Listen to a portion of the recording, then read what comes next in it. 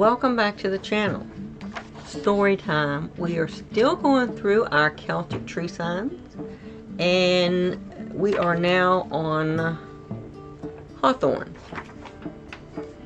Now the Hawthorn sign goes from May 13th through June 9th, and if the person under that sign is the illusionist.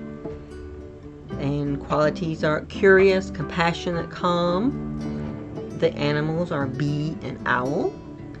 And the stone is topaz. So, we are going to look at some of the information about the hawthorn tree. And I'm going to try and see if I can read this. I'm looking at the CelticMythology.com. is a site I'm going to look at for some information here. And I haven't figured out how to do this stuff enough to get it on the same screen. So if I'm looking this way, I'm sorry. I'm trying to read the article. But yeah, the hawthorn tree. And it's very known for fairies. It is interesting because it's celebrated for having beauty. It's got these beautiful red berries, and but it's also very feared and respected because of the fairies.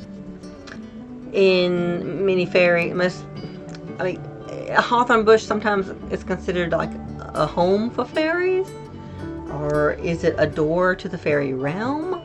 But it's very much connected, and again, like a lot of these trees, it has also a connection to the underworld, which I think that just means it has a connection to the fairy realm, like a portal to the realm or something. So, and it's feared because it is believed that fairies will curse anyone who does harm to their hawthorn tree or bush. Let's see. It is considered a fairy tree. Let's see what they say here. And that fairies that live in the hawthorn look after it. And fairies, of course, in a lot of mythology are not friendly. They're not harmless. And they're not sparkly little creatures that fly around with pixie dust. That's not the fae. But the fairies are feared and respected across a lot of the Celtic nations, with tales of kidnappings and curses, and a lot of these have also have to do with the hawthorn, and so it should be treated with care and respect. So, and also there is a tradition, an Irish tradition, that you take strips of torn cloth and you attach it to a hawthorn to appease the fairies, guardians, and it is still carried out today in modern Celtic countries. It's customary to attach small pieces of cloth or ribbons to a hawthorn at Beltane, especially if it grows near a well. And I didn't really see what they thought to gain from this, other than when it says appease the fairies, maybe it's just to avoid a curse, not actually to get blessings or healing or anything. It's just to keep from anything bad happening, maybe. Okay, the fear of the hawthorn. It says hawthorn tree is of opposites.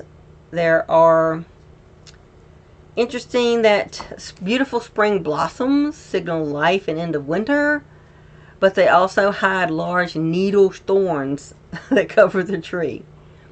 In Celtic times, any infected wound could have been fatal due to the lack of antibiotics, so the hawthorn tree was treated with care, because you didn't want puncture wounds can get infected quite easily. So, when in bloom, it's very beautiful, but it says that the blossoms smell like death due to chemicals found in the plant. that are also found in decaying flesh. Is that true? Oh my God. I didn't know that. I've heard there's a death flower. Or, no, the corpse flower. That smells like death. To attract flies and stuff. I did not know the hawthorn stunk like death. Wow, that puts a whole nother spin on the whole underworld thing. Okay. I didn't know that. I learned something today. Okay. And let's see. So the tree was both admired and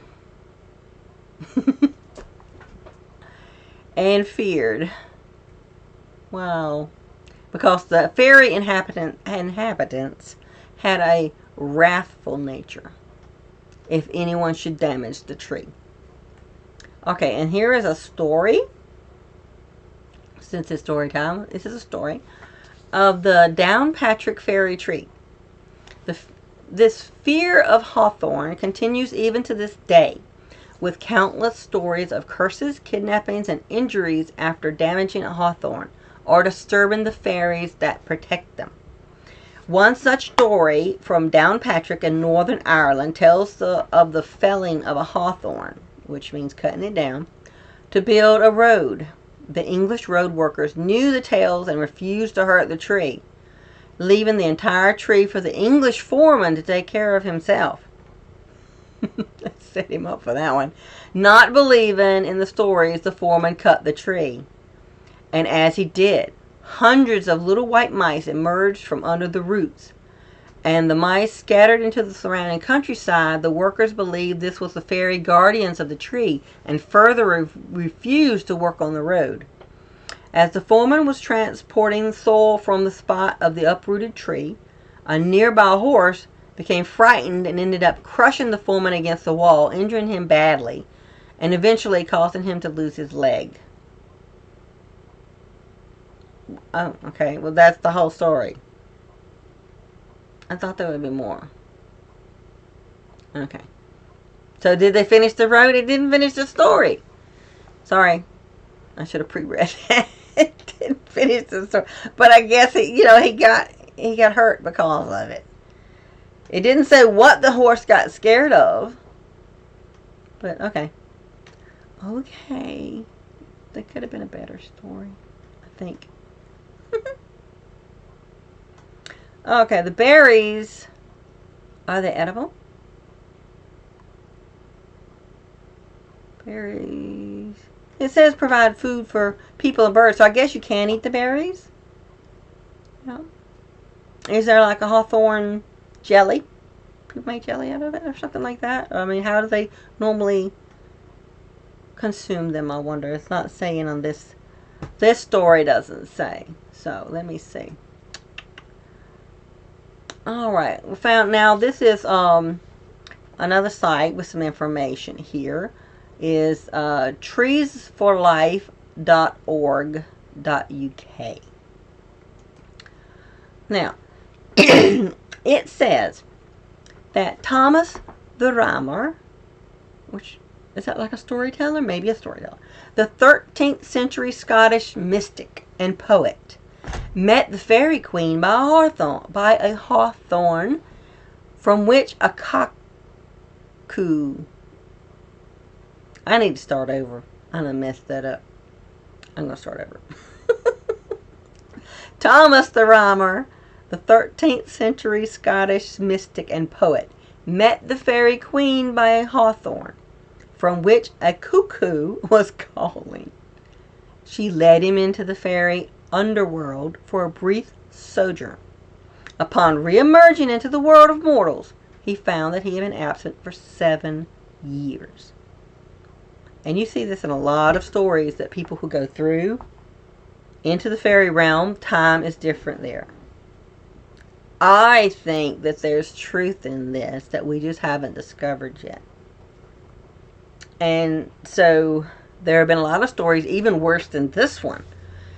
He lost 7 years. But there have been some who have come back and generations had passed. And other stories to where there was one where I think, was it a man, I think, who went into the fairy realm and married a fairy princess or queen or whatever. It's a queen. They must have lots of queens for all these different people being married queens. But he wanted to visit. He wanted to see, and he's like on a boat or something. And they told him, as long you can look and you can see him, you can talk to him, you wave to him, whatever, but don't leave the boat. Whatever you do, don't touch the land.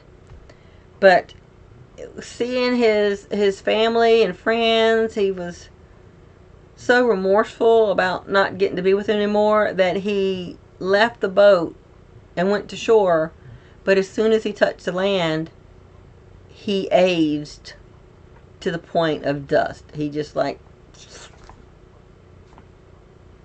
And this also kind of happened, you remember the story we had about the children of Lear? The swans. Was it Lear? I think so. The swans. When their curse was over and they turned back human, all the years that they had been swans, was much, much longer than human years. And so they immediately, when they turned back human, they aged rapidly into being dust and dead. So this happens a lot. Okay, I done got off track. Where were we? Okay. Now, the Hawthorn is known to be inhabited and protected by the wee folk. The lone bush is called in a landscape is said to be inhabited by fairies. And these were often hawthorn trees. So if you see one all by itself, that's a fairy home. Such trees could not be cut, damaged, or in any way without incurring the fatal wrath of the supernatural guardians. The fairy queen by her hawthorn can also be seen as a representative of a pre-Christian archetype. She reminds us of a goddess-centered worship practiced by priestesses in sacred groves of hawthorn. The site of Westminster Abbey was once called Thorny Island after the sacred stand of thorn trees there.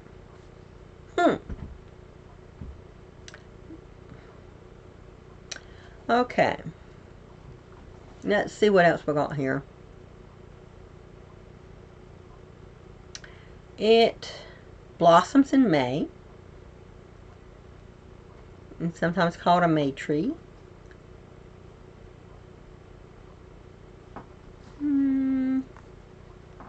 Let's see.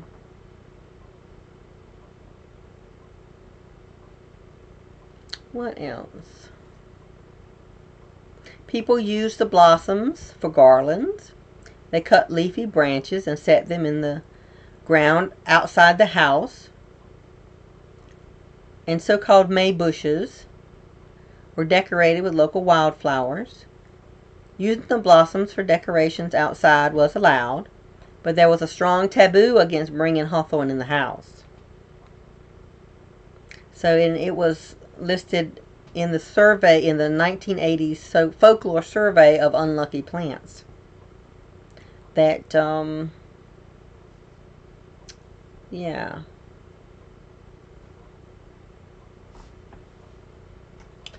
but remember they had thorns. I can't see why they would want to. That's one thing you wouldn't want to be decorating with it, if it's got thorns. Let's see. Medieval folk asserted that the smell of hawthorn blossom was just like the smell of the Great Plague in London. And botanists discovered the reason being that chemical. And they wrote it right there, and I can't pronounce it, so I'm not even going to try. That chemical in the hawthorn blossom is the same as the chemical formed in decaying animal tissue. Yeah. So I guess that's another reason you would not want to be bringing it in your house. Because that smell bad. You don't want your house smelling like that.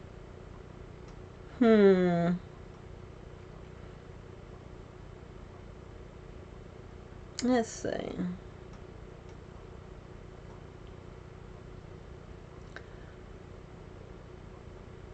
And despite the taboo, The leaves were eaten and commonly referred to as bread and cheese.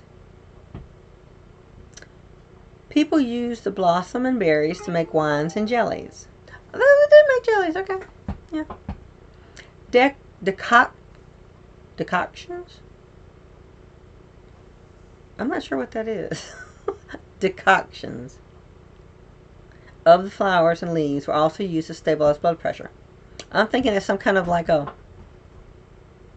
syrup maybe, or like a tincture, maybe like a medicine, made of syrup, maybe. Let's see. The strong, close-grained wood is good for carving, and people used it for making wood handles and other small household items. Now, the most famous hawthorn is Holy Thorn of Glastonbury.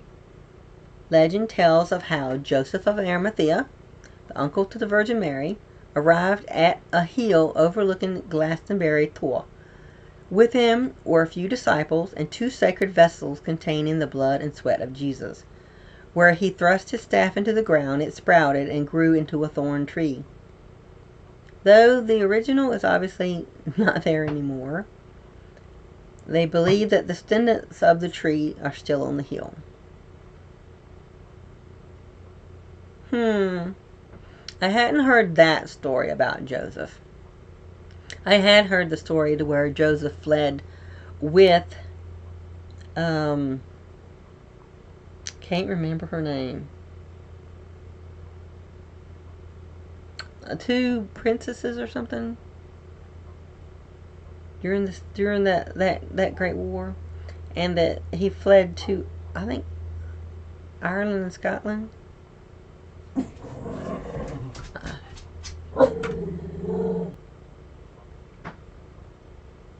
I can't remember exactly. Teltefi or something. Oh, there's a whole nother story about that. But that's a little different than this story. I hadn't heard this one about the thorn tree. But there are a lot of stories that say that Joseph of Arimathea did come. He's the one who, it was his tomb they put Jesus in. He was the rich man who owned the tomb. So, yeah, but there's a lot of stories in it, but there probably is some truth to the fact that he did flee to the Celtic nations. Okay, so let's see. Got that one.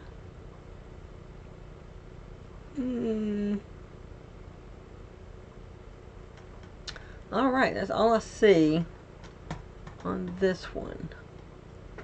So, what have we learned about the hawthorn? It has beautiful red berries that you can make into jelly, and the leaves are actually edible. But there are thorns, so it has to be handled carefully. And you shouldn't cut it down, especially if it's the only tree in an area. If it's the lone bush, that means it's inhabited by the fey folk, the wee folk, the good people. So you want to leave those alone because you don't want them to get mad. If you cut down their tree, they're going to get mad and they're going to get even. And then some. So, I don't think I have ever seen hawthorn, but a lot of the old world trees don't grow where I live.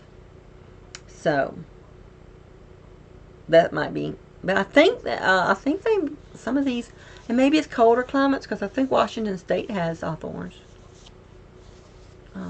But, you know, I'm southeast. So we have a lot of different trees here in our growing zone. And so the wood could be used for making handles and stuff like that. And there's something they said about the berries and leaves could also be made into certain medicines.